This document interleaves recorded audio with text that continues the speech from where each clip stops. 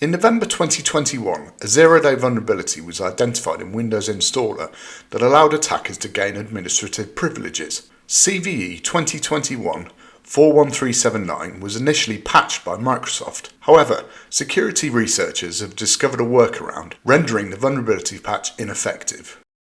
The identified flaw exists inside the Windows Installer service, where an attacker can take advantage of junctions, a feature of the NTFS file system. The exploit uses MSI operations, where any user is allowed to perform installations. You can use our newly created lab to take on the role of a junior SOC analyst. You have been provided with raw logs from a suspected compromised Windows host. Your task is to investigate the logs and identify the activity the attacker has taken on this host. This lab contributes to the MITRE attack technique T1068 and maps to their framework.